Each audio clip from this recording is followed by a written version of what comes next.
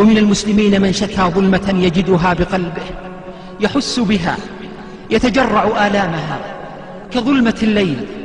هو مسلم ويشهد أن لا إله إلا الله، وربما يحافظ على الصلاة، ولكنه يشعر بظلمة يتجرع آلامها كظلمة الليل، ويقول: كلما أشغلت نفسي بالمسليات قويت الظلمة.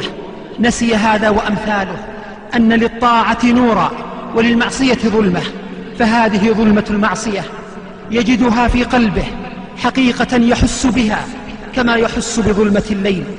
فالقلق والانطواء والاكتئاب النفسي هي نتاج الوحشة التي يجدها العاصي في قلبه بينه وبين الله، ومن ثم بينه وبين الناس، ولا سيما أهل الخير منهم. وتقوى هذه الوحشة حتى تستحكم فتقع بينه وبين امرأته، وربما ولده وأقاربه، بل ربما وقعت بينه وبين نفسه، فتراه مستوحشا من نفسه. ومن أعرض عن ذكري فإن له معيشة ضنكا ونحشره يوم القيامة أعمى. قال: ربي لم حشرتني أعمى وقد كنت بصيرا؟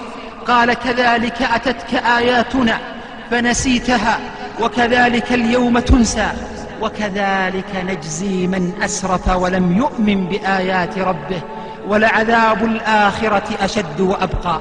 إذن فهذا الضجر والشكوى والهم والغم والضيق والقلق عذاب في الدنيا، وأما الآخرة فكما قال الحق عز وجل: ولعذاب الآخرة أشد وأبقى. يقول ابن القيم رحمه الله، واسمعوا لهذا الكلام النفيس، يقول: فليس الفساق والفجرة والظلمة في لذة في هذه الدار، وإنما هم يعذبون فيها وفي البرزخ وفي القيامة، ولكن سكرة الشهوة وموت القلب حال بينهم وبين الشعور بالألم، فإذا حيل بينهم وبين ما يشتهون أحضرت نفوسهم الألم الشديد. إلى آخر كلامه رحمه الله. تفنى اللذاذة ممن ذاق صفوتها من الحرام ويبقى الإثم والعار، تبقى عواقب سوء في مغبتها، لا خير في لذة من بعدها النار، لا خير في لذة من بعدها النار.